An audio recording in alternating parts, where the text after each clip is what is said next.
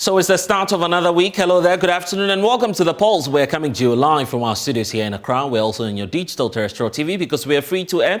DSTV channel 421 and Go TV is channel 144. We are JoyNews, independent, fearless and credible journalism. Coming up this afternoon on The Pulse, Ghana is closer to securing an IMF deal. Well, that's the assurance from President Akufo-Addo as he rules out a reshuffle of his ministers, insisting that he would not play into the hands of the opposition NDC and their plans to destabilize his government. We'll hear from the president shortly. Meanwhile, Ghana's ability to pay off loans contracted hangs in the balance following the latest downgrade of the country's credit worthiness from B- to CCC+. Stay with us as we engage experts who are warning the government must implement some aggressive economic policy measures to reverse the country's poor outlook.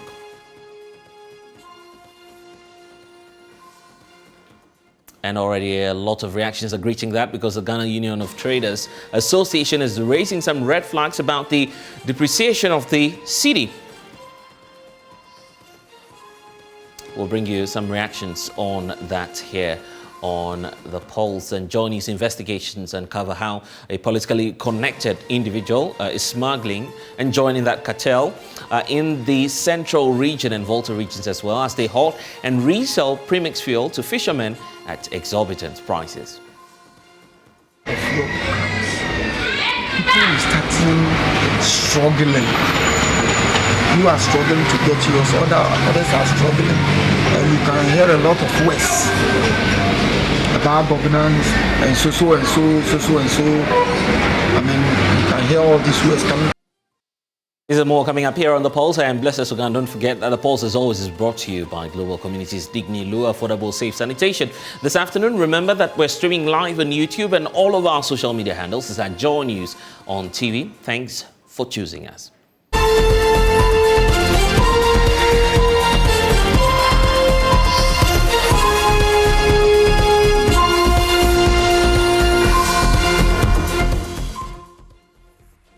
And this afternoon, the government is expressing disappointment by ratings agency S&P's decision to downgrade Ghana despite the bold policies implemented in the 2022 fiscal year to address the macro fiscal challenges and debt sustainability issues which have been confronting and significantly exacerbating the impact of the global external shocks on the Ghanaian economy. Well, in a statement from the Finance Ministry, the government is arguing that it will continue to be proactive in addressing the impacts of all of these external effects on our economy. So let's bring you some of the details of that statement as you have it there on your screens. Portions indicating that in arriving, first of all, at their decision, the credit ratings agency, which is S&P, first of all, pointed out and considered, first of all, the lingering effects of the COVID-19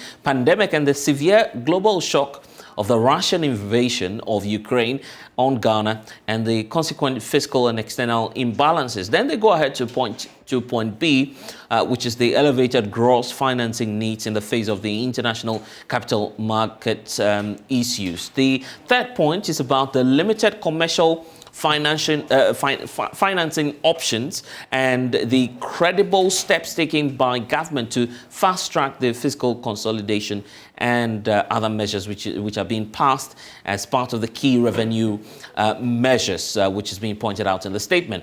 On point 3, the government is saying that it is disappointed by the S&P's decision to downgrade Ghana, despite the bold policies implemented in 2022 to address the macro-fiscal challenges and debt sustainability issues, which have significantly been exacerbated by the impact of the global external shocks on the economy. The government is pointing out at point 4 that it will continue to be proactive in addressing the impacts of these external and domestic headwinds on the economy and also on the livelihoods of Ghanaians. Government says that it has implemented key revenue and expenditure measures, including the 30% cut in discretionary expenditures, the delays in the passage of the key revenue measures introduced in the 2022 budget, which affected revenue performance in the first half of the year. However, in terms of the revenue issues, all the revenue measures introduced in the 2022 budget that we are learning from the statement, including the review of the MDA fees and charges bill, the tax exemption bill, the e-levy bill, have all now been promulgated by Parliament. So these fiscal measures, according to the statement, are in full implementation, which is targeted at supporting the fiscal and debt sustainability issues, as government is pointing out there. So those are some of the key issues being pointed out by the Ministry of Finance, and lastly indicating that the current engagement with the International Monetary Fund for a program incorporating our enhanced domestic program, which is the EDP, is also expected to support the drive to restore and then sustain macroeconomic stability, debt sustainability, and also promote growth and job creation, whilst ensuring social protection to achieve the vision of Ghana beyond aid. So it does appear that government's banking its hopes as well on the program that we intend to run with the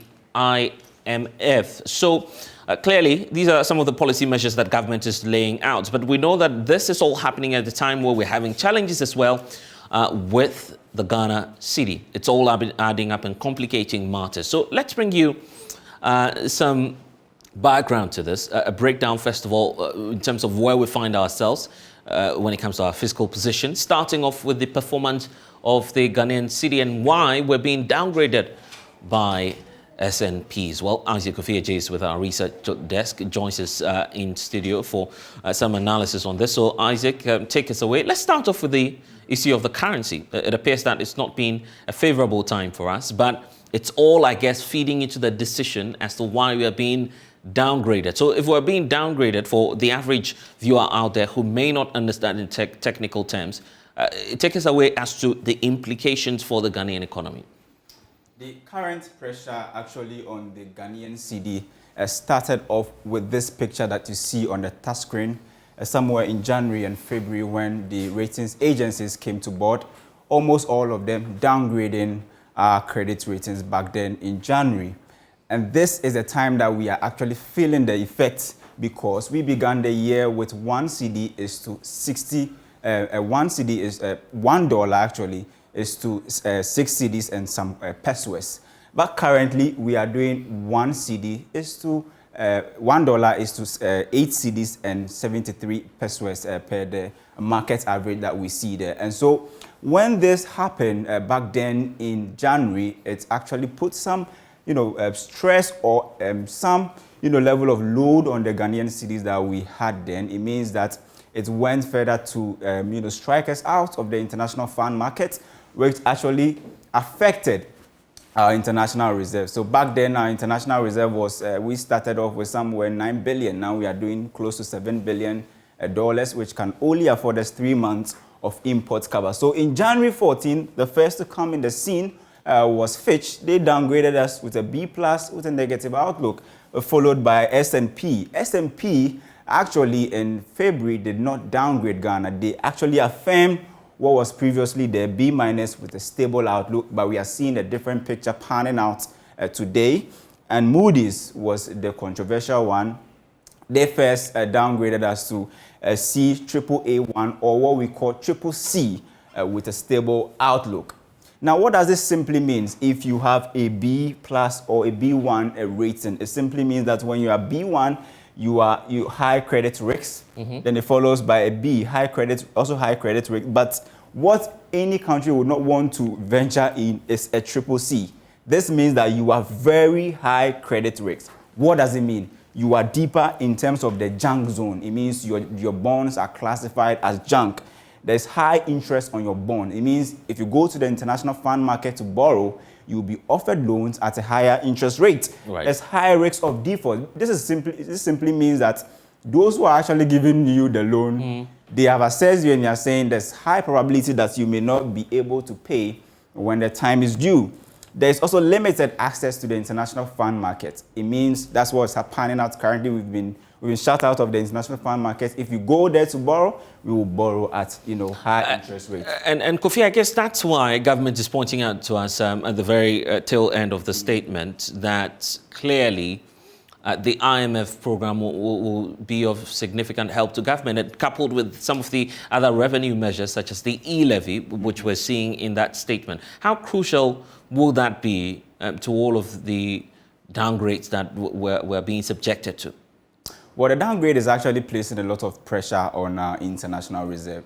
This simply means that the limited amount of dollars that we have currently, we have, goods are coming into demand. We have people demanding it for petroleum goods, for pharmaceutical. Governments also need these same dollars to pay off interest rates on its loans to foreigners. And so, just like I said when I started the presentation, that somewhere in January we started around $9 billion dollars, and now we've depleted this to close to $7 billion.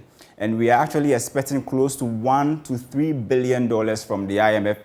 If this is able to come through, then it means it's going to raise our international reserve. But if we are not able to get that within a short period of time, this is what the downgrade actually means. It means there's going to be pressure on our foreign reserves, which is also going to put pressure on our exchange rate, which is the dollar. And that's a critical point I want us to explore, the issue of where to draw the lines and to connect what's happening in terms of our credit ratings to what's happening to the Ghana cedi, for instance. Yeah.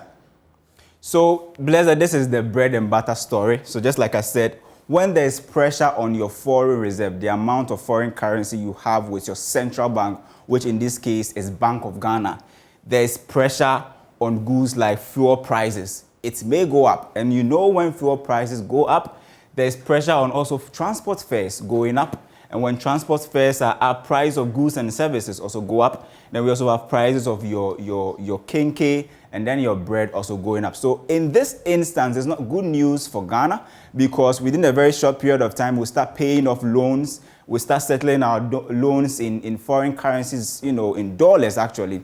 And for us to have just $7 billion in our coffers to do all of this, it means that we are currently in a very dangerous position. In fact, very soon I'll be bringing in Dr. Michael Adongo, a development economist, to help us understand all of this. But first, there's the issue about the rate at which we are depreciating in terms of the Ghana cedi. Kofi, it's been pegged at 19.2%. Yeah. What does that really mean? Well, we started the year with the cedi losing about just 0.3% to the dollar, and cumulatively from January to this point, we've done about, that's last month's July, 19.2%. It means that the cedi has lost its value about 19.2%. But before I actually came to the studio, I was doing some small calculation. We started the year with $1 is to 6 cedis, and now we are doing $1 is to somewhere 8 cedis 73 pesos. It simply means that if you do a simple math, the cedi has actually depreciated in terms of its face value by somewhere around 45.5%. So if you are someone who has been doing imports from the international market, it means if you were importing goods worth $100,000, 100,000 cedis, back then in January, this time around you need 146,000 Ghana cedis. And with nothing changing, you are being asked to pay additional cost of 46,000 Ghana cedis. And that is worrying, because if we have this on our goods and services, definitely producers and those who import will definitely push this on the consumers. And when we are importing such high amount of goods with such amount of prices, it just comes down to placing more on the prices, and consumers would have to pay for it. In fact, this was pointed out by Guta in their statement, indicating that they've lost some 40% in terms of their capital value. But President Akufo-Addo, irrespective of all of this, has been touting his economic management skills. The president believes that although we have challenges, where he took off from and where we are now clearly indicates that he's done quite a great job.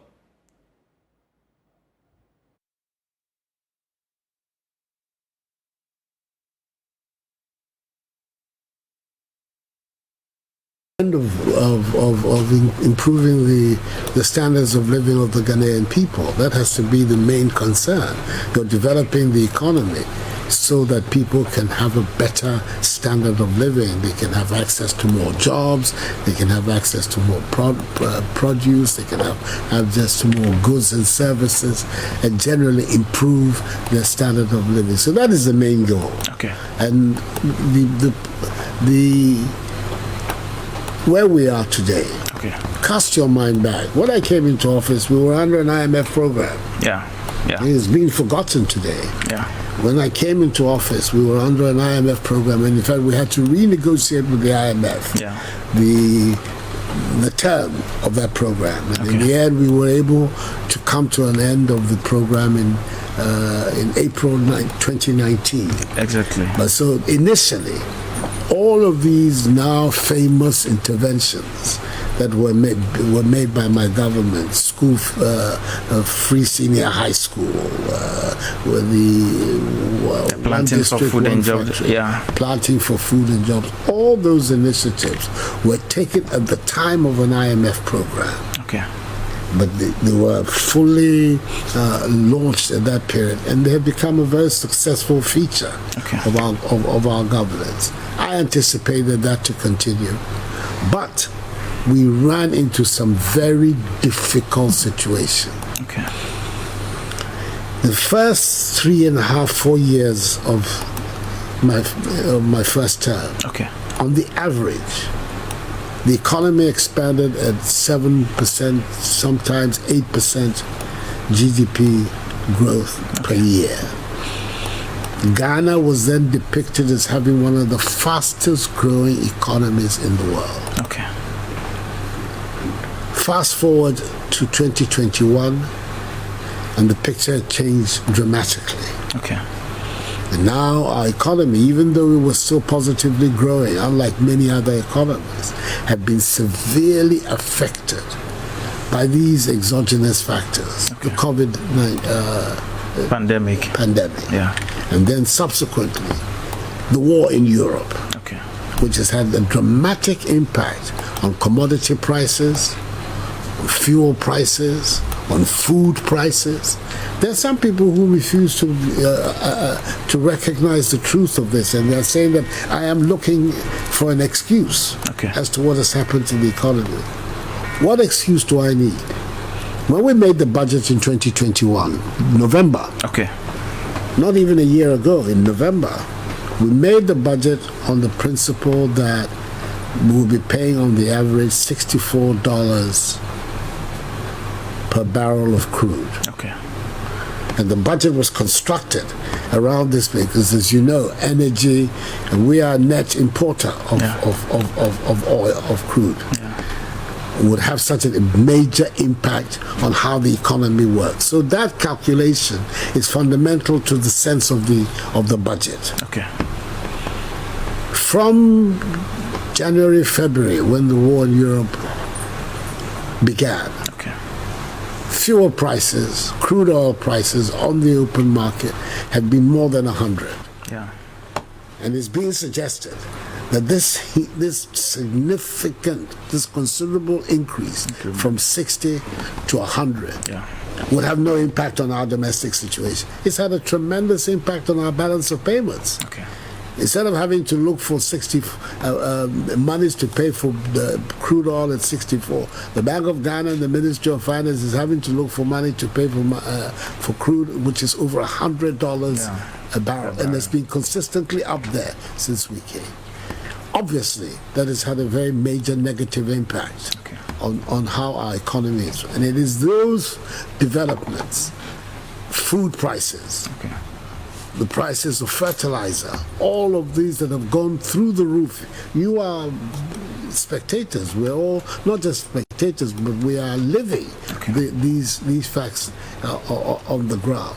All of us are aware of these tremendous interventions that have put our economy in the difficulties in which we are. And it is these difficulties, especially on our balance of payments, that led us into renegotiating, re-engaging with the fund to see whether they can help us stabilize our balance of payments so we can take off. But the programs that have been put into place by the government your Bantampa program, the Ghana Cares program, Okay. the post-COVID-19 economic recovery program are very serious, solid programs that I'm very confident that it will enable us to get back to where we were before. We did it the first term. Okay. We did it. Yeah. Even though we were under an IMF program. Yeah. And we were able to exit the IMF program in a very solid state. I am very, very convinced because the people with whom I worked to produce that result are substantially the same people who are helping me now. Okay. And I'm very confident that between us, myself and them, we will be able to put Ghana back again. President Akufo-Addo there. Let me bring in at this point Dr. Michael Adongo, a development economist, joining us via Zoom. Also, Professor Lord Mensah. Thank you, gentlemen, for your time. Let me start off with you, Professor Mensah, on this. The President is giving clear assurances that irrespective of the challenges, we'll be able to come out and rebound. I mean, do you have confidence now, given the fact that this is not the first time that assurance has been coming through from the President? Well, see, there's a difference between a politician and a politician speaking and a technocrat, speaking. Clearly, every politician is an optimist. The President has exhibited that. The assurance is clear. Every economy goes through dynamics of, such nature. By assumption, we are in the dip, and we can all feel it in our pocket. And the indicators are clear. With the downgrade and all those things that are coming up from the external assessors of our economy. Effectively, yes, he's giving the assurance, definitely we're going to come out if we do our homework very well. But the question is, how long is it going to take for us to come out? Depends on the structure of the economy. Now, we got our downgrade around somewhere February by two agencies, looking at Fitch and then, Moody's.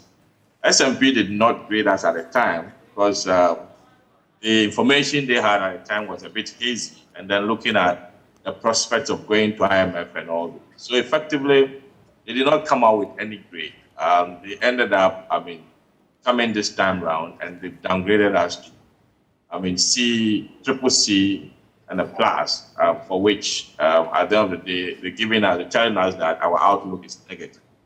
Yes, it speaks volumes. It tells you that your economy, if any investor should lend to you, the likelihood of paying is very, very minimal, and it keeps on degenerating, and it will keep on degenerating.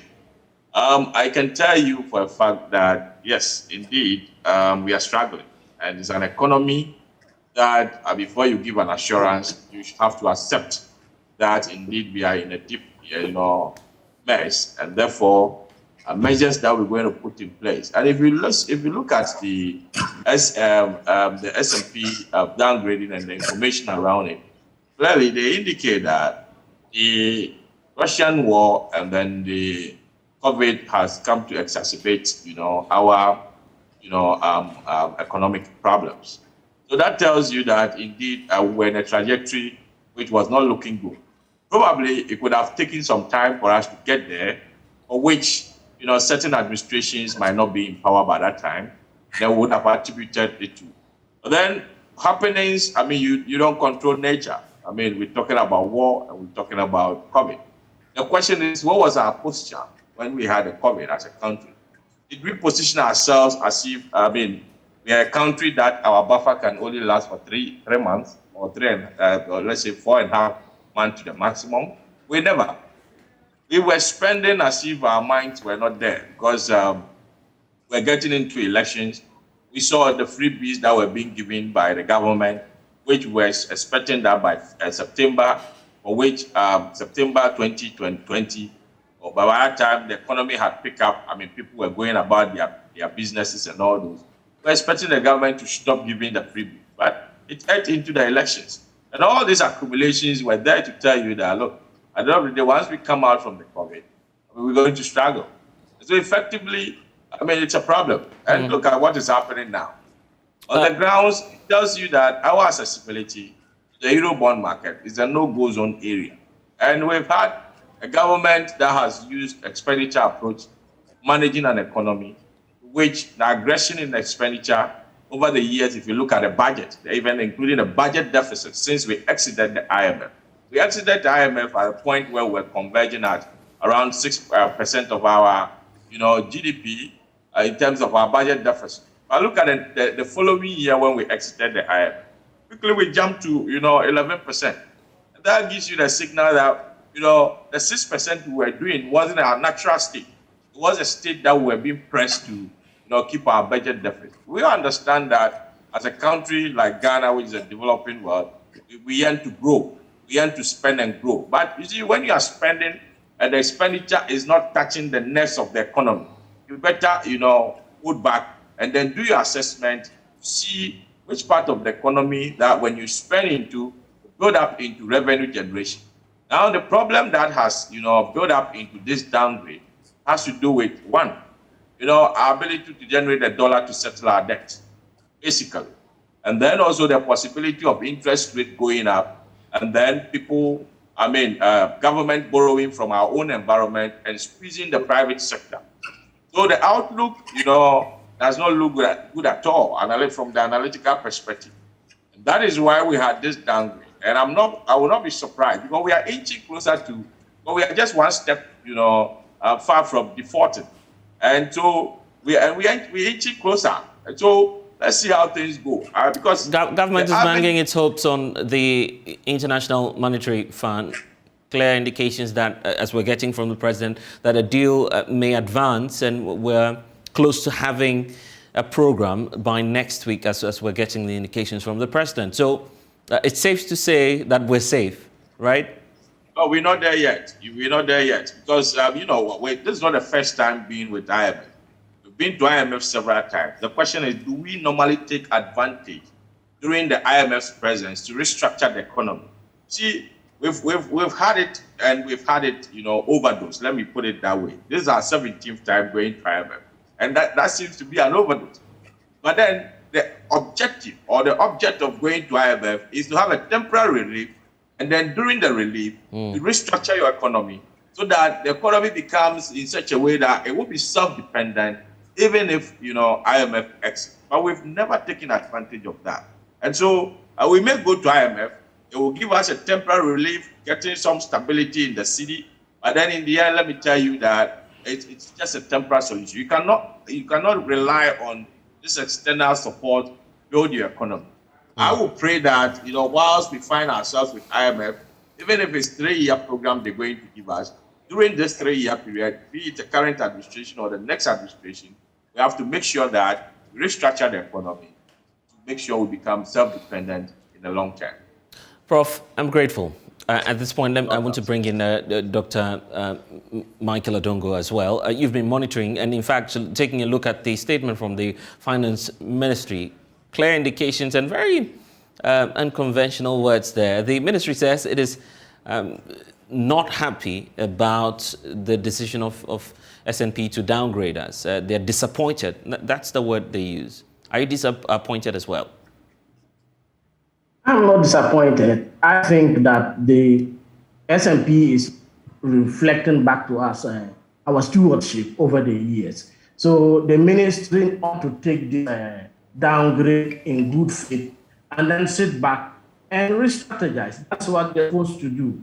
Because if you listen to the president and you listen to the finance minister, they seem to be describing a country that does not exist. And I wish I could tell the president to give me a visa to go to the country he's describing, because I live in a different Ghana. This Ghana has a debt to GDP ratio of 83%. So if he's talking about bringing this country further and then proud of his record, then he has to tell us where that Ghana is. Because the Ghana he is referencing here, which he took over, had a debt to GDP ratio of 73%, had an inflation of 17.7%. He has gone to 30.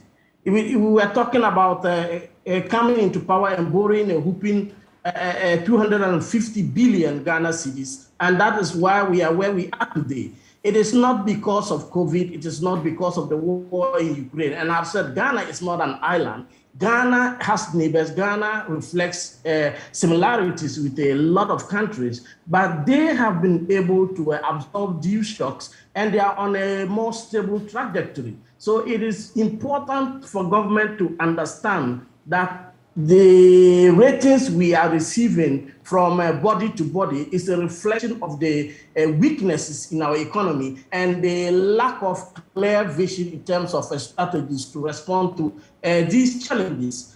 You want to understand that before a rating agency rates you, it looks at the fundamentals, all right. Then it also looks at the tools or the kits that we have to resolve these challenges. But in this case, the Finance Ministry is pointing out very clearly, and it's contained in the reports as well, that the condition has been exacerbated by the COVID-19 pandemic and the effects of the Russian-Ukraine war. So it's clear that these are external factors, something that we've heard from the Finance Minister and the President as well.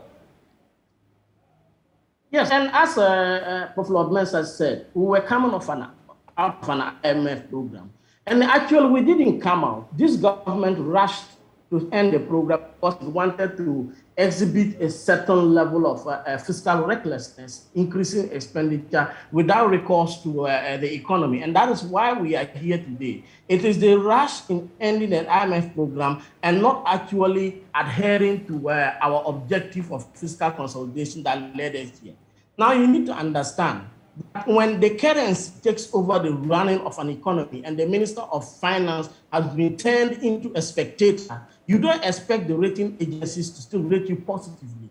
Can the Minister of Finance tell us today that these are the tools and instruments with which I am going to turn things around? No. Every day he gets to the office, he looks on the scoreboards and the market on television, just like the rest of us, because there's nothing left for him to do.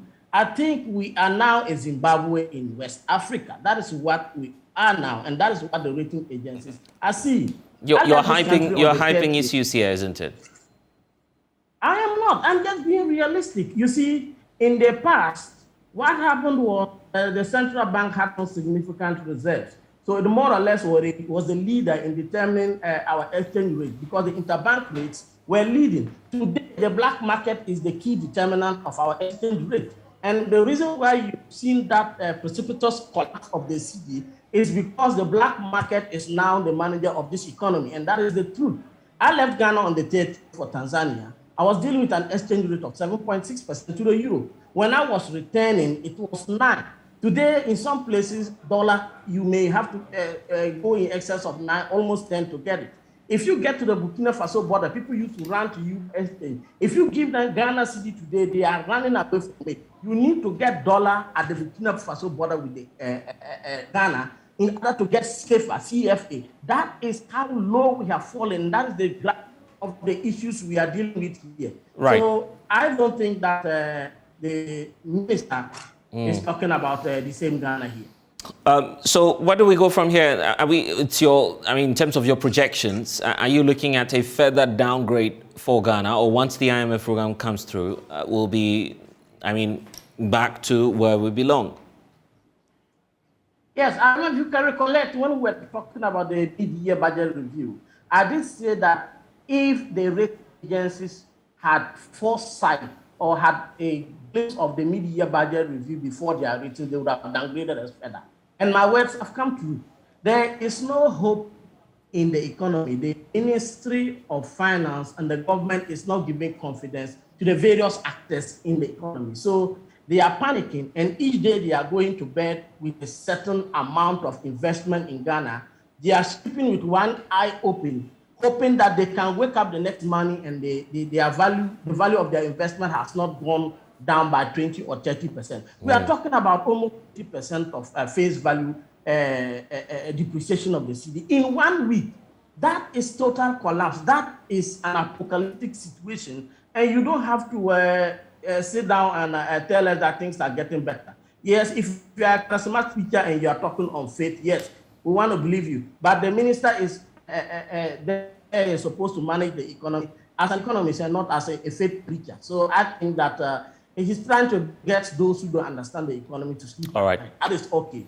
Understand Dr. what is Michael Adongo, development expert, joining us this afternoon here on The Pulse. President Akufo-Addo has been speaking about some more issues. He's ruling out a reshuffle of his appointees, at least for now, insisting that his party will not play into the hands of the opposition NDC's plans to destabilize his government. But even if I did, Gaddafi, with respect, is not on your radio station. You will not reshuffle anybody here. I'm not going to reshuffle anybody here. That is a matter that I will take in an appropriate way. But let me say it again. I know that people are making a lot of noise about this matter. But several of the people who are responsible for assisting me to steer the country out of the difficulties that we inherited and out of the difficulties that have subsequently come are still in place. And many of them, for me, have done an outstanding work. Their output has been considerable. And that's what I look at. There's an issue about reshuffle or the performance of ministers. It isn't as if it is something that every now and then my mind comes to. It's a daily preoccupation for me. I'm required on a daily basis to ask myself whether the output of particular ministers is up to the mark. But I am not the final authority, and if they're not up to the mark, I'm required to act. But if the output measures the expectations, then I don't have any strong reasons to heed the call. The calls come from all kinds of reasons. NDC wanting to destabilize your government is one. There are people who are also looking for jobs. Especially since yesterday. People have been sending me CVs to give to you. well, there you are. But I'm not disputing that there is quite a lot of attention on it. But I also think it is important for us to have a really holistic look at this matter and be certain of what we're doing. But as I say, it's not no responsible leader, president, prime minister will announce, I intend to reshuffle my no. If you're going to do it, you do it. If you're not going to do it, you just continue. So that's what I have to say. So I think that what the processes that the MPP went, you know. So clear indications there from the president that a reshuffle may not happen in the coming days. Well, earlier we do know that a number of groups were mounting pressure on the president to try and push through that reshuffle. Part of that group is the Alliance for Foot Soldiers Advocacy, who, of course, the members have been making a number of demands. Also, the Coalition for Social Justice have been mounting similar pressure on the president. So let's hear from these groups now. Ishak Awood is General Secretary of the Coalition for Social Justice, joins us now, and Opeyemo Woyome with the Alliance for Foot Soldiers Advocacy. Thank you, gentlemen, for your time. Let me start off with you, Opeyemo Woyome, because clearly your group is a pro-party, pro-NPP group. You are mounting pressure on the president to act fast and to reshuffle. And in the statement that you issued earlier, you pointed out that this is the time to bring on board fresh ideas to turn around the fortunes for the country. But there's a clear indication from the president that that's not happening anytime soon. All right. Hello and good afternoon to your viewers. Yes, we can hear you.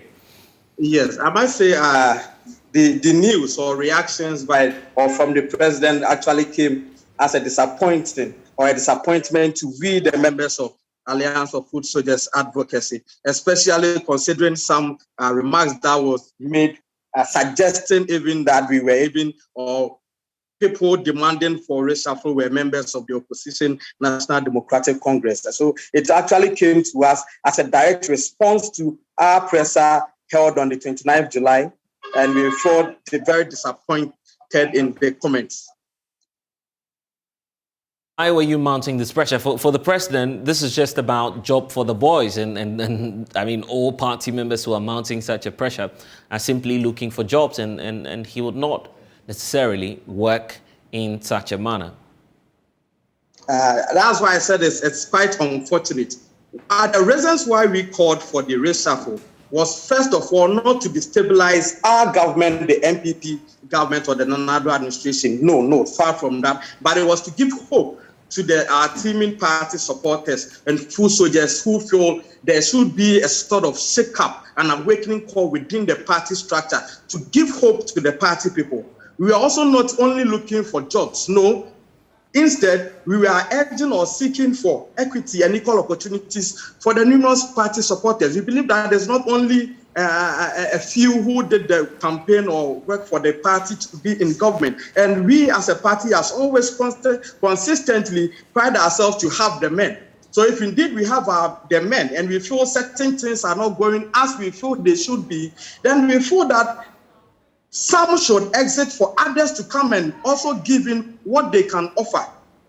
So, well, give us an idea of, and I'm sure that your group, you've been assessing the performance of some of the ministers.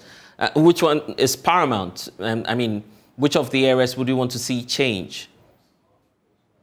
So rightly, as we indicated in our press, we wouldn't want to mention names in order not to personalize the issue.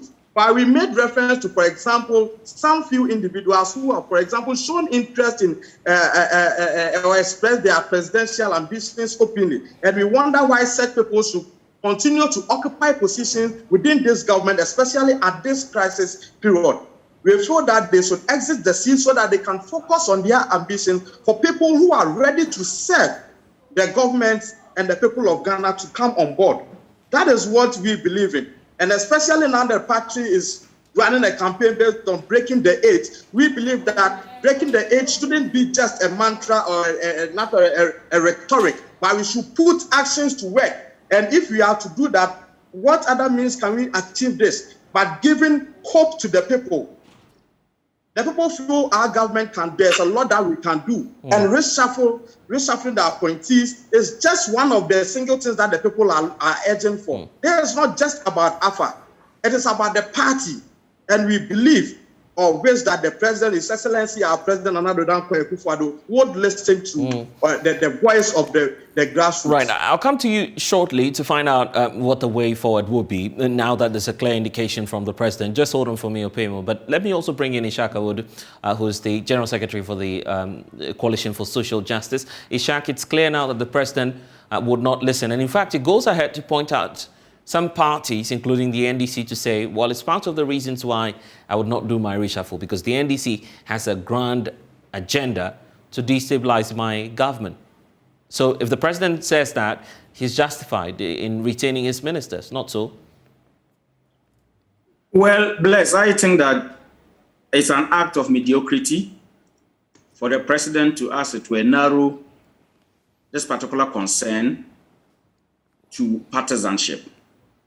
Now, listening to my friend from the NPP, pro-AFA, it's evident that even people within the NPP party, which is in government, they have lost hope in the capacity of the president and his appointees to take us to the promised land. Well, they haven't said that. You're saying that on their behalf. All they're saying is I am saying that fresh ideas. It's my own interpretation. Okay, that's fair enough. I'm not saying he said it. I said that if you look at the concerns being raised by especially AFA, it's an admission that even within the NPP party itself, there are a lot of people who think that the current regime headed by Akufo-Addo and supported by his appointees is not delivering up to expectations. And if they are talking about their party, as a citizen, as a Ghanaian, I think that I have every right to also raise similar concerns as far as governance is concerned. This is a president who ran a campaign. This is a president who presented a manifesto to the people of Ghana. And this is a president who promised to do a number of things. Those were some of the things that compelled some number of people to support his agenda. Looks like Ishak has a challenge there. We'll definitely try as much as possible to reconnect to him. But Of course, Opemi, if you're still with us, the way forward, the president has made his mind clear on this. Are you likely to engage maybe through the party leadership? You have a new set of executives that may push your agenda. Do you intend to work with them on this?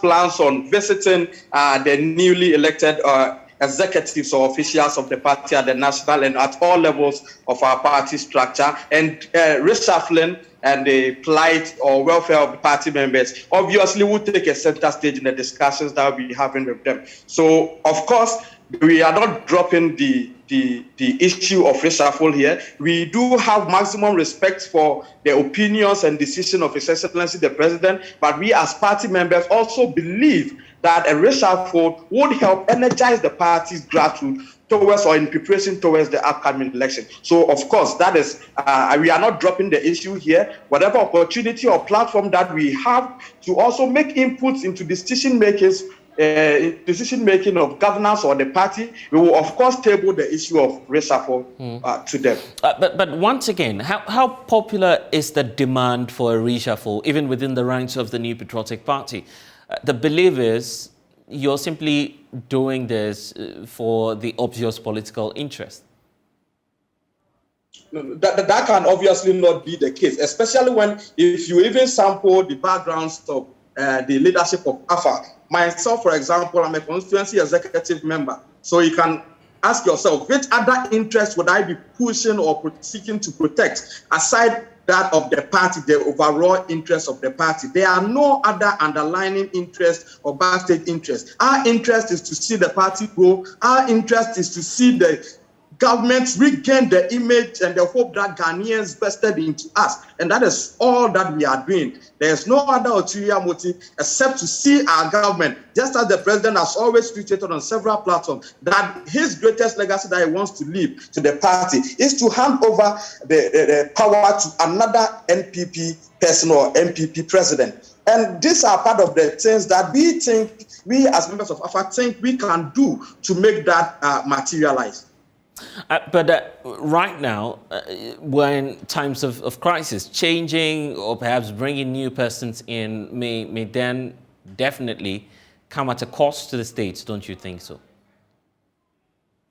It's a yes and no, but you'd also agree with me that democracy and any other thing related to governance obviously come at a cost. If we are only considering the cost factor, then we may as well never even run an election in the country, because we all know the monies that government invest into elections, general elections. So if it's for the good and right cause, why not? If we think another person can better manage certain sectors of the economy, we can give the Ghanaian people hope and get us back on track, why not? Yeah, but you should also be mindful of the times in which we find ourselves.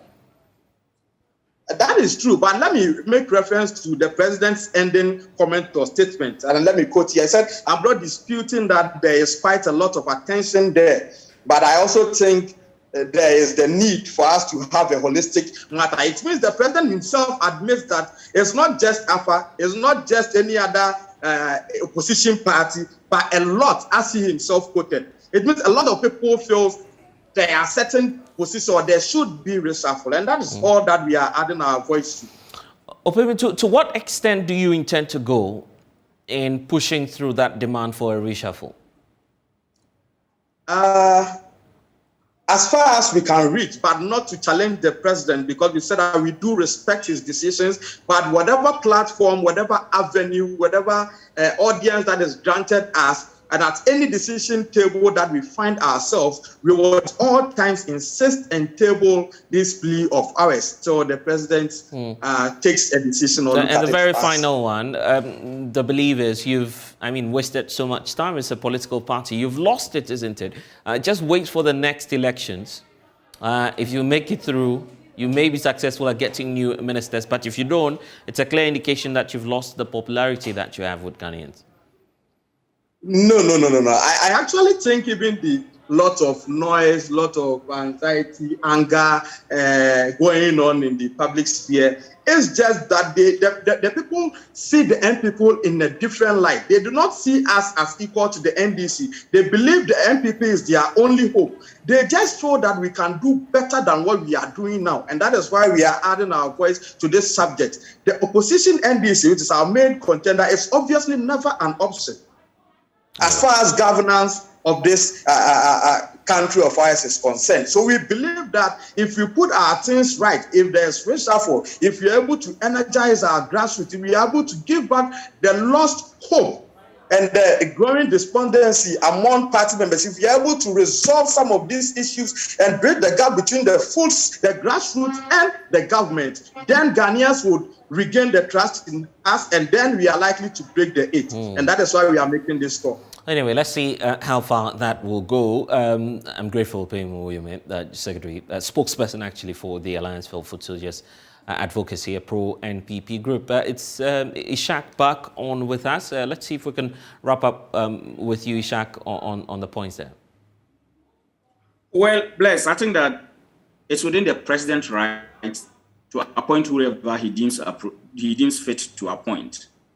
But there's a certain level of discretion as far as rights are concerned. For the president to admit that he hears the concerns being raised, and for a party that has touted itself to have all the men capable of running the affairs of this country, I think that it would not even have to take us to raise these kinds of concerns before the president can act.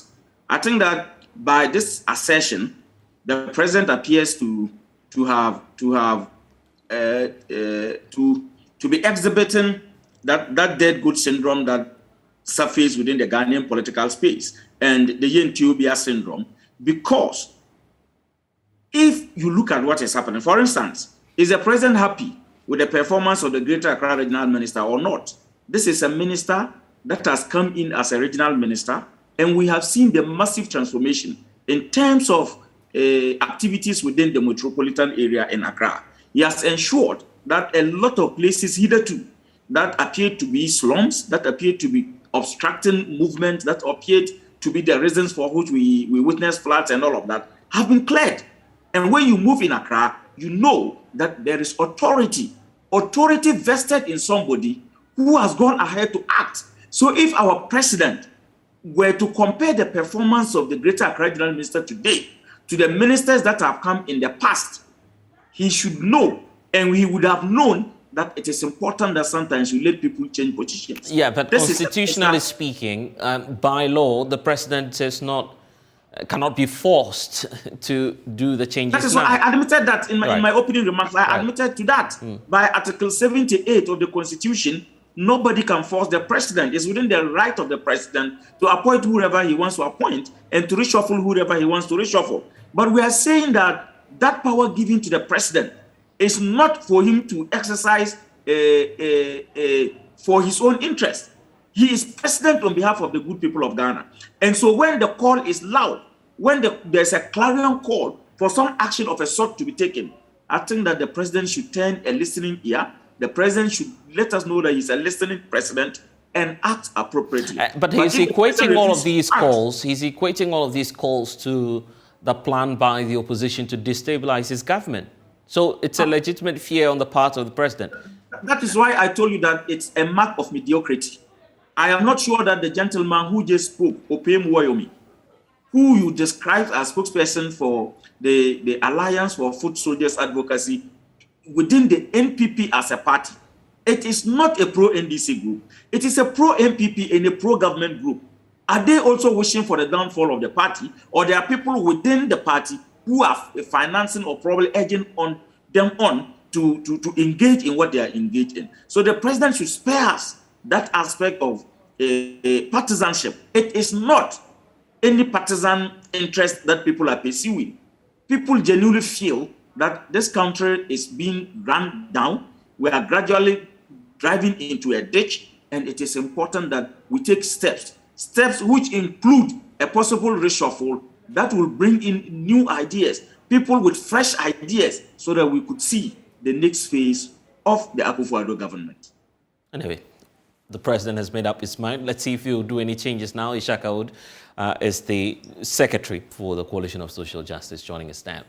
JoyNews investigations uncovering actually how political and persons who are connected to a cartel are smuggling some products of premixed fuel into parts of the central and Volta regions. We'll talk all about that and more. Investigations have uncovered how politically connected individuals and a smuggling cartel in the central and Volta regions hoard and resell premixed fuel to fishermen at exorbitant prices. Premixed fuel is supposed to be sold to fishermen for a little over 7 cedis a litre, but the same quantity is going for 20 cedis. 3 years ago, Vice President Dr. Mahmoud Bawumia promised to digitize the distribution of government-subsidized premixed fuel to rid the supply chain of this particular problem that we're dealing with. JoyNews' investigative team has uncovered how the politicization of the newly constituted premix committee is compounding the plight of fisher folks at the country's landing beaches.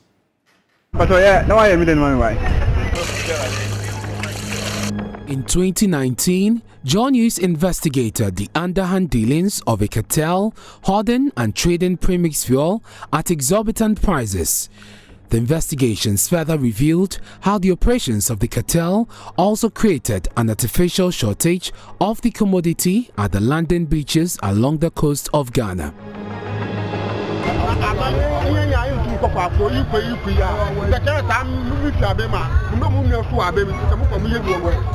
The management of the premix supply and distribution is not only an issue of livelihood, but a political one that caught President Akufo-Addo's attention to make a firm promise of reforms and the introduction of new moves aimed at resolving the problems. Given the efficient distribution of premixed fuel, we will continue to use the premixed fuel tracking system and audit landing beaches measures which have ensured that since November there's been no report of premixed diversion. 3 years ago, JoyNews investigations revealed that there were many middlemen aggressively buying, hoarding and selling premixed fuel.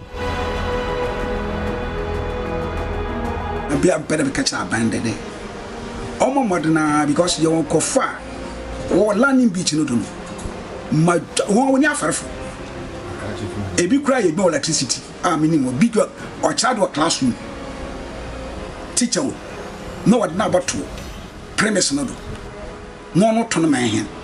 No one is checking these cartels. There are more fishermen in need of premixed fuel. That is, the demand at the London beaches far exceeds supply. Secretary of the Premix Committee in Commander, Charles Williamson, agrees. So whenever the tanker of fuel comes, people are starting struggling. You are struggling to get yours, others are struggling. And you can hear a lot of words about governance and so. I mean, you can hear all these words coming out.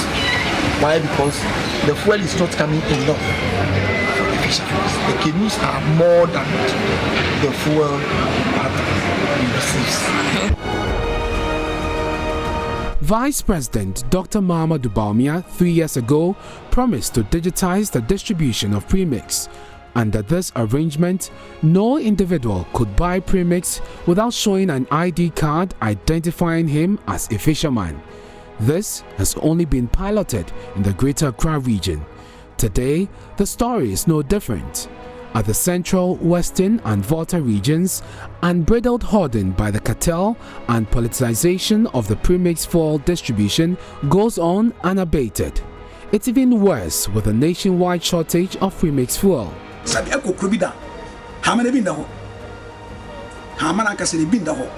But petrol This is not the only burden weighing down the fisher folks. It's the politicization of the Premix Committee and the hijacking of the premix distribution by persons perceived to be affiliated with the governing party. A former member of the Premix Committee at the Vojat Landing Beach, Moses Inchuga, confirms this claim. It happened. I remember one Mr. It's a government appointee, I can say. Sometimes when a fuel come here, he used to come here to monitor. But before you realize, he placed order that I'm so and so, they will give him 30 yellow containers, sometimes 40. He will not take it away that time.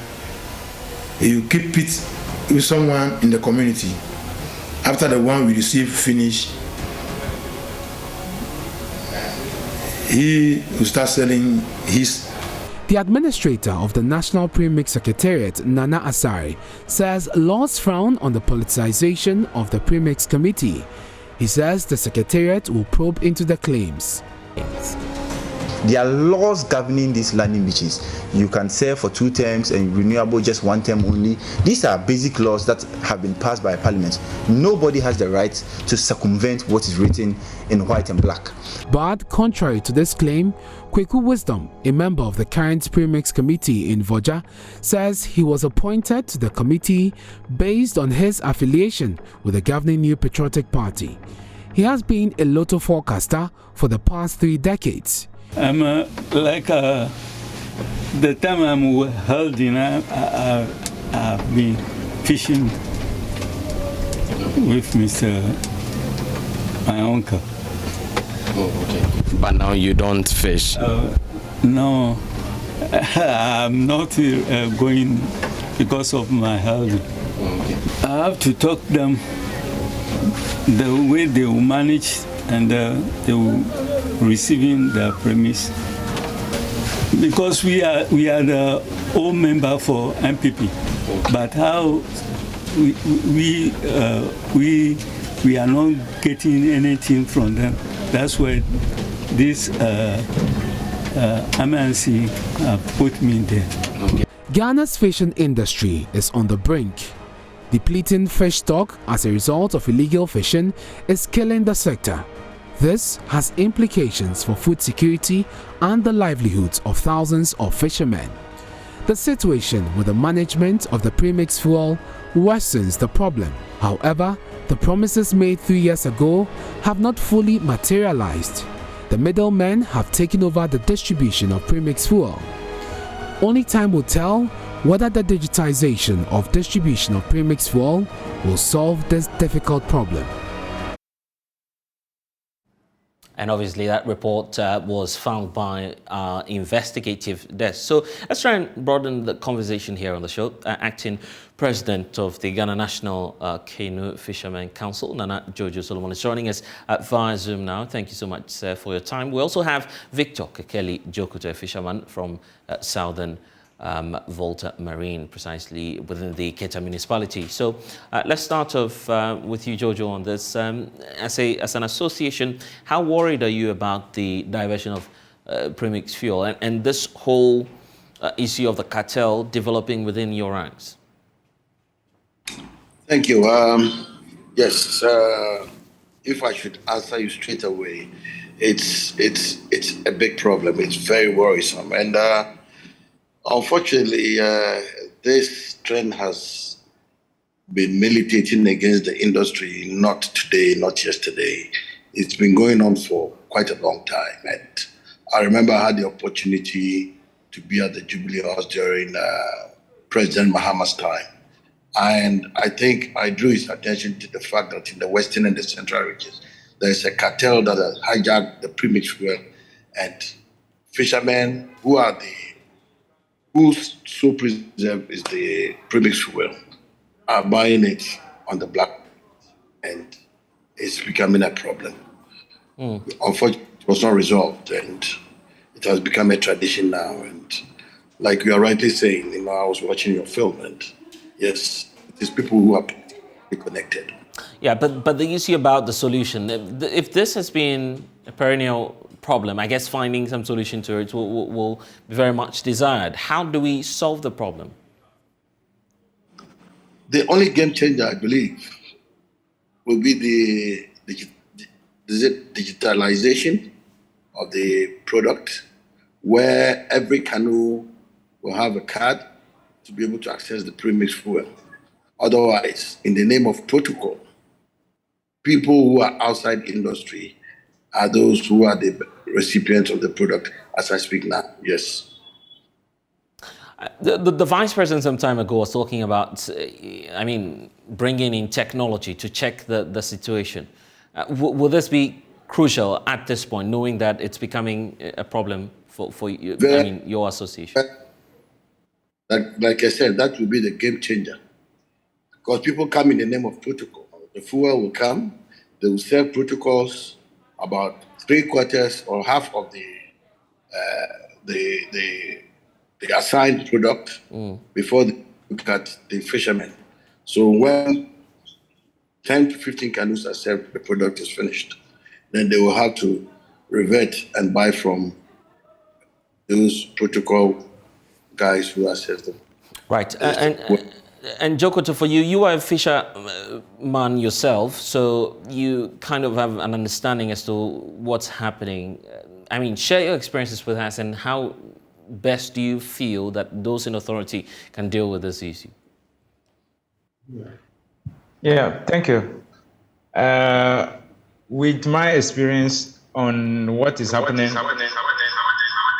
it's very terrible, because the politicization of premise fuel in our jurisdiction is so huge that when you complain, your landing beach will be targeted, and you will not be supplied with the premise fuel consignment. As I'm speaking with you now, since February 22nd till now, Ajido landing beach has not received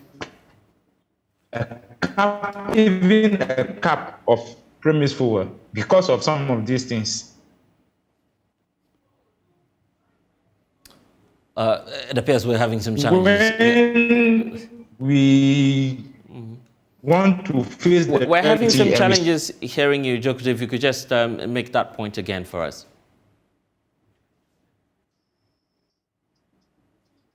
Okay, we seem to have lost Jokoto there, but... Okay. What I'm saying is that currently,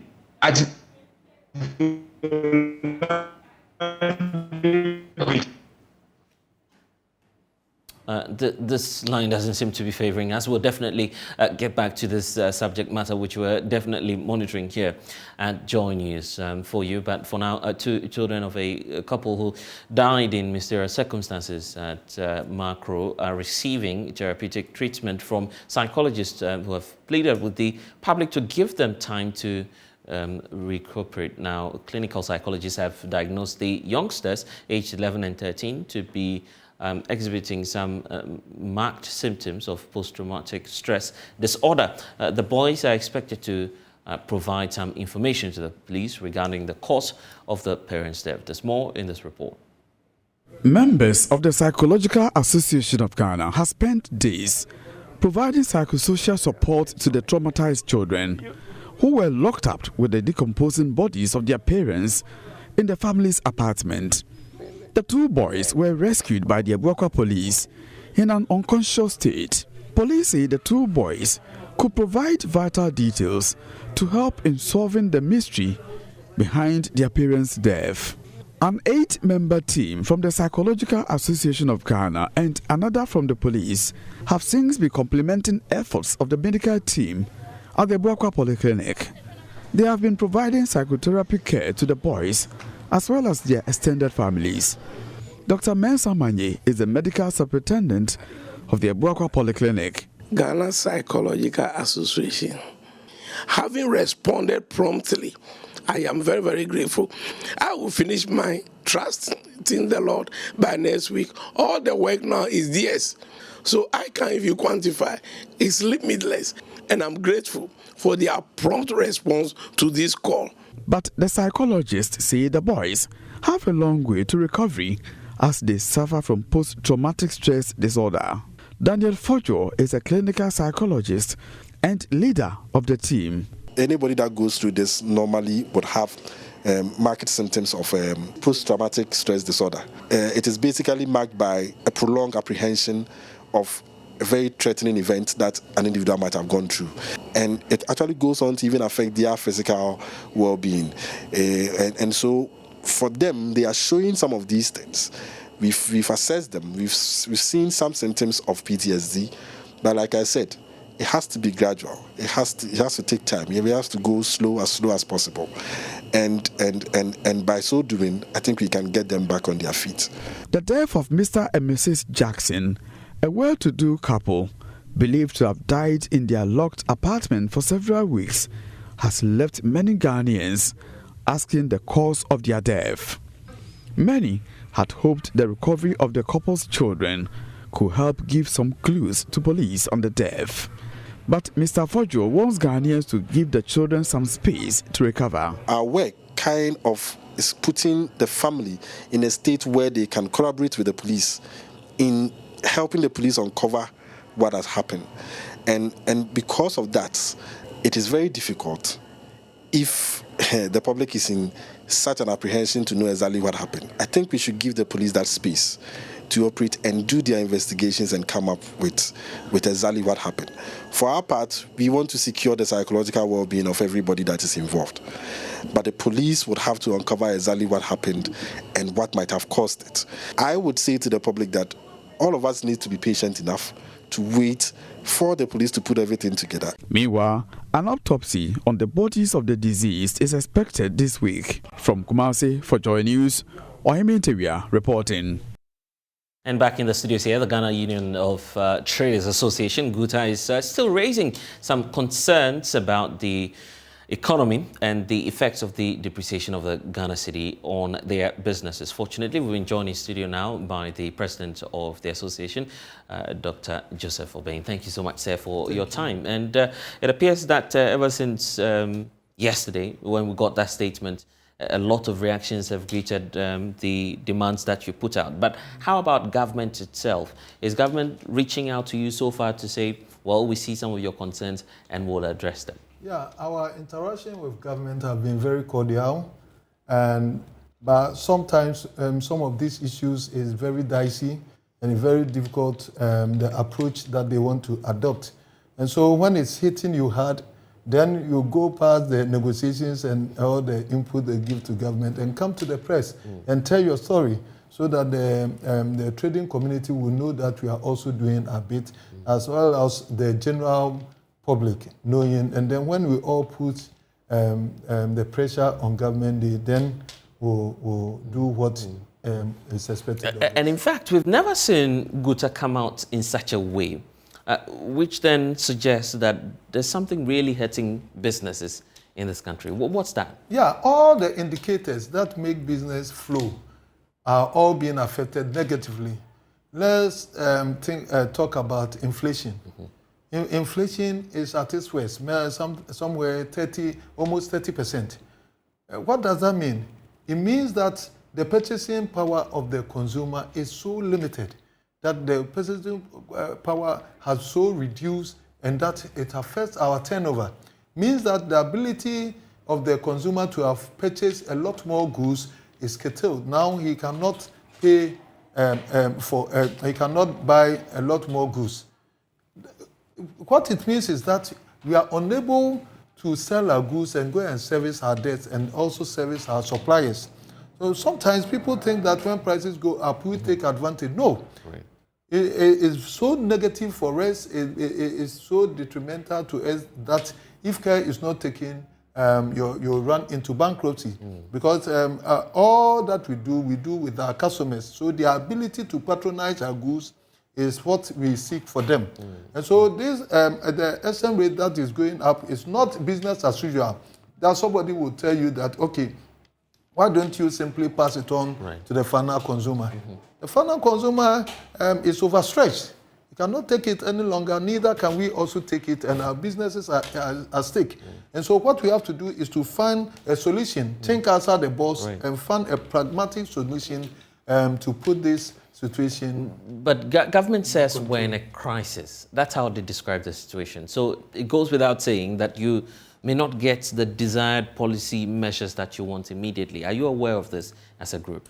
Yeah, we are very much aware that even it's not only Ghana that is under crisis. We know that the entirety of the world is under some sort of crisis.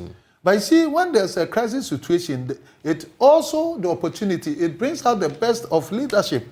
in us, and also the preparedness of us all as Ghanaians to come out of a bad situation. And this is what I'm thinking, that we all come on board, divide of our political leaning, and then come and find some tangible solution to work around this so that we can put this under control. It's not difficult for us to do. Yeah, I believe that with all the resources that we've given to government to manage the economy and all that, they have the capability of doing this. And especially when they take into consideration some of the points that are enumerated. Right. When we are able to do that, then it's not far away from having any solution, because other countries are also in the same problem. What I think the government have to do is to reconvene the business community, come together, and then we all brainstorm, like we did in the Forest Committee a few years ago. And I see that is reflecting in the statement that you just issued, asking for some committees to be reconstituted from the position of the Finance Ministry. What are you demanding from the Finance Ministry? Sometimes when there's a crisis situation, this is not the first time that we have been in crisis regarding foreign exchange. Right. It came before, during, I think, President Mills' time, and that's where they conveyed all of us to Senchi and all that. Then when it comes like that, sometimes we have to swallow our ego and then bring everybody on board and discuss. And that's the reason why I'm saying that we should bring all stakeholders together, form something like a committee, and then we should be able to find a solution to this. This is not beyond a solution, I'm telling you. Right. A government can do, unless maybe it's a deliberate plan by government to devalue the currency. Yeah, but the question is, what will be the motivation for the government, if, particularly as we know we're not producing a production-based country. Yeah, but sometimes right. some other people will also push government that we are exporters, and that if the currency is devalued, it's come to our favor and all that. But I don't want to even think in that tangent, because what it means is that then government have overlooked the continuous depreciation of the city over this time. So nobody can say that the city is overpriced. No, it is not.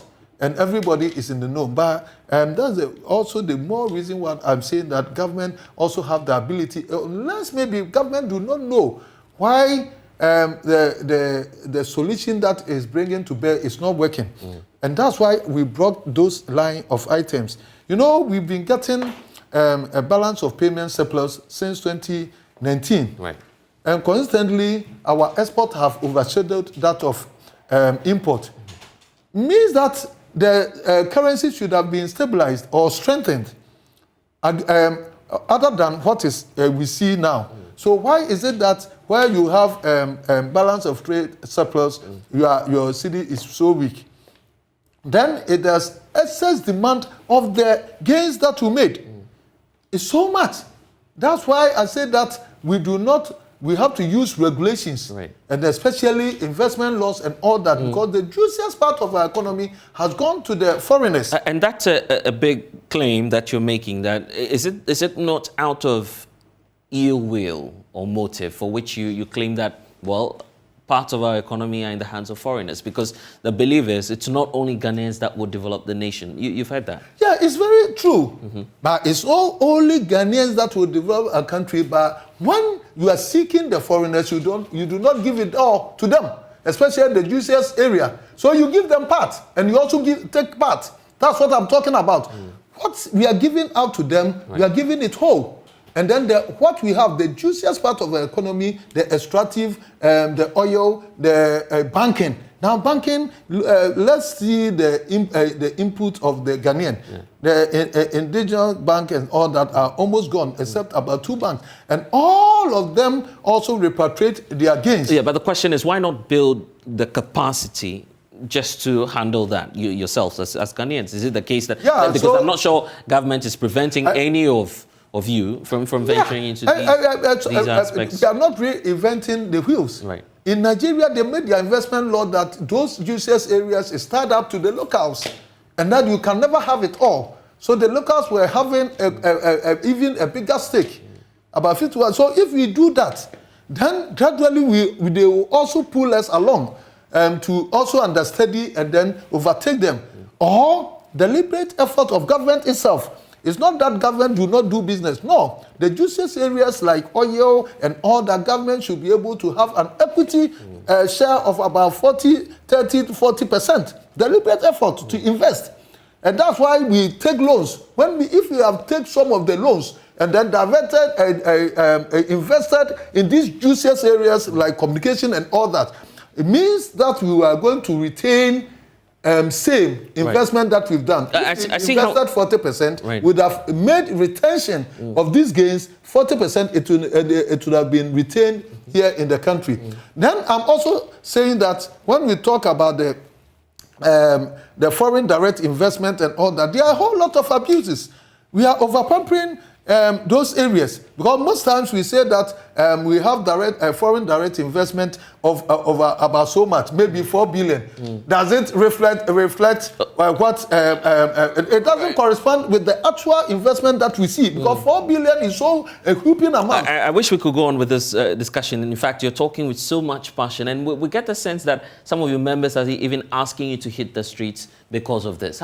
Is that how bad the situation is? Yeah, to tell the truth, my leadership, I don't let anybody to push me. I'll try to explain things to the people. Of course, the generality of our members, some of them are extreme people, some are moderate, and so we have diverse people. And some of them will think that if we do it this way, that will give the. But always, I want to argue my way out. And it has been helping me. But your members are giving you pressure? The pressure definitely will be there, but it depends on leadership to chart the course.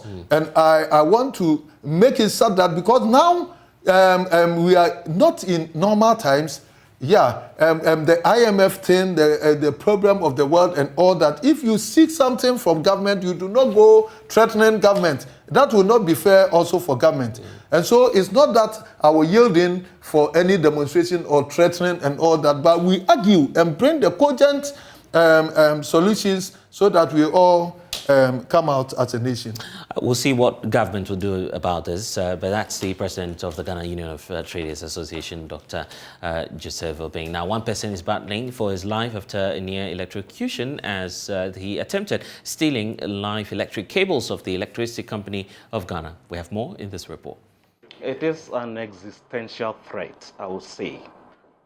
It happens quite often, and we are not enthused about it at all, given the loss of life and then the damage caused to our cables, and then the fact that quite possibly communities or customers might have to sleep in darkness, because if you cause damage to the cable, once the cable is damaged, we'll have to mend it, we'll have to get it repaired. So it will call for our cable men to cut where the damage has been done and then join. And that means we'll have to put power off. So there's an inconvenience. So what's the reason for people tampering with your cables? Have you been able to establish the reason why people go into such installations, despite the warnings? Thank you. The warnings are conspicuously there. You know, the metal plates that you have displaying danger. And then people still go. So maybe you can also help me. Maybe is it because of insatiable desire for wealth? Because the copper, when they cut it, they sell it. And it gives them money. So that could be the only motivating factor. Yeah. And you're still with us here on The Pulse on the JoyNews channel. We'll be back shortly. We'll tell you something. More young people are finding life difficult and actually don't know what to do. The challenges are a lot, as we do know it, and they need some sort of guidance and support beyond the classroom and writing exams to find their path in life's journey. So obviously there's a need for us to have some conversation around this. Joining us in studio, Morgan Minsky, CEO and founder of Eastbridge International School and Alpha Promotion Youth Foundation. And guess what? Adiza Shaibu, Ado is Miss International Ghana 2021. It's good to have you, ladies and gentlemen, join us. Ladies first, right? So it's fair to start with Adiza. I mean, for you as a young person as well, you've been monitoring the news and listening to what's happening in the country. When you look at where we are now, and for a lot of young people out there, do you also believe that they are finding it difficult to just find that career path, or have that clear journey in life? Well, I would say yes, because without somebody to guide you, you wouldn't know what to do or how to go about your inspiration or something here. So I think we all need people to guide us to do what we want to. So you're stressing there the need for guidance, but obviously Ms. Kise with us, so he would help us talk about that issue, the need for guidance. It's very critical, because if you're not mentored, if you're not giving some guidance, you don't know what to expect, as a young person in life. So how crucial is that issue to a lot of young people out there? Well, yes, as Adiza has said, I'm sure she's been a voice for many young people. A lot of young people are finding life very difficult because they need that sort of guidance. And unfortunately, not everyone has that guidance or gets that guidance very easily. For some individuals, it comes easy to them, but for many others, it doesn't. And so there's the need for us to do that. And one thing I want to say is that, you see, we have, as a country, I'm sure when you ask young people, we have a lot of assets in our country. They would say we have gold, we have diamond, we have bauxite, and all of these. But the question is, what is our greatest asset? Will the young people mention our youth, our human resource, as the greatest asset we have as a country? And if that is it, the question will be, to what extent are we putting our all in making sure that these young people, these assets, are more prepared for life? Where did we go wrong? I guess that's the question that comes to everyone who is having this discussion in the context of Ghana, particularly, in talking about our youth. Well, I think if you take the youth around the world, these challenges are seemingly almost the same across the world, but in different spectrums. So you may have the advanced world having a lot of food on the table for every young person, but they may have their own challenges. Some go through depression, some are struggling to even have an identity, some are, and if you come to Africa and you come to Ghana, we may have our young people, perhaps if you do the scale, maybe majority poverty or something will be on the first scale than depression or other stuff, but that does not mean that they don't find their challenges. But let's zoom back home and look at our case and solve our problems. Precisely. And look at our young people. As you can see, one of the things that critics have said is that, majority of our education that we inherited from the colonial masters are still perhaps the same type of education that's happening today. The classrooms, the names might have changed, but we're still writing exams, collecting a lot of certificates. There are many students in university, I'm sure, if the lecturer said he won't come by, we'll give all of them A's, they would prefer that, because maybe what is the mode of delivery? Are we making things practical? For example, are you seeing in schools where young people are given, let's say, a board, a phone board, and say, can we make this happen? Can we make a call happen? Or any other stuff. But maybe we are concentrating too much on humanities. So majority in an area will be lawyers, majority will be HR managers, marketing, and no one maybe wants that to do place the is sciences. choked. Maybe it's choked. So we need to give young people, but again, the point is that, look, like a country like, maybe just to use like, I used to be the board chair for Head of State Award. And we had that across the whole countries, a lot of countries across the world. One country was Mauritius. Mauritius, for example, what they used to do is that every weekend, the government will send a bus, will pick all young people from across, and they will go to different places to do practical work to support the academic work. So that whatever you're reading, it's one thing reading in GIJ, for example, about what you guys do here, and another thing, actually seeing it happen. But if you don't get that, that's why there's a disconnect between academia and industry. We need to bring that together. And we need to support young people, because if we don't, you see, classroom, government is putting in a lot, maybe, and other people in, but government alone can't make things happen for a country to grow. Young people are learning in their classroom and coming out with certificate. But beyond that, what can we do to empower young people, to give them a direction, to give them the opportunity to go out there into the world, be more confident about something they've done, and come and repeat it? Majority come into the workforce, never done it before. And never done it before, it's not the same as we've trained you to do this. So take, for example, we talk about child and mother care. We know majority of these young girls will give birth. And then we decide that all through your training till you finish university, won't teach you anything about it, won't tell you. but we will wait one day.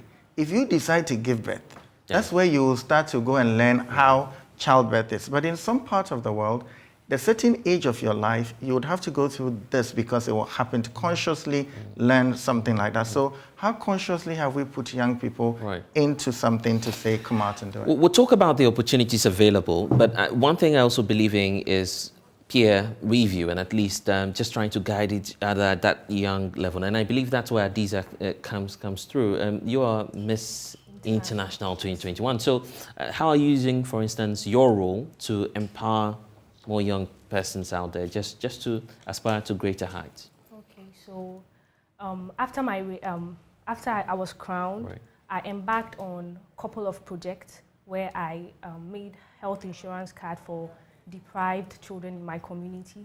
Yes, I also provided them with school uniforms and then stationaries, nose masks and sanitizers, a lot. Yes. So these are some of the things you're doing. Beyond this, do you plan to do more, for instance? Yes. What are we to expect? Together with my management, we are citing on some communities to go and embark on this project. Yes, we've not analyzed it yet, so we are yet to do that. And of course, Morgan, that's why I was talking about the opportunities. Some say it's limited, but are they really limited for the youth out there? Yes, actually, there are limited opportunities for young people. However, there is a lot more that young people can do, but they need to be coached. So Alpha Promotion Youth Foundation, we have, over the last decade, we have been supporting young people in different areas in helping them to be able to chart their path. And one of our new projects we've just started in the high schools is the National High School Drama Championship, where we're bringing all of them to the National Theatre. We want to, we want to promote drama. We want to revitalize all of this in the schools again. It's giving more young people opportunity to be on a stage and to do different things. We've also been able to help more young people. For example, Adiza and her group, we send them abroad and to give them international exposure. There's a few more young people. So we're doing our bit, but yes, there are opportunities out there, but more young people must also avail themselves to get all these opportunities. Morgan and Adiza, I'm sure I'll see you again. This will not be the last of our engagement. Thank you for joining us. And that's all we have for you in this package of The Pulse. I am Blessed Sogah. Log on to myjoyonline.com. We have updates on that website for you. Next is Let's Talk Showbiz.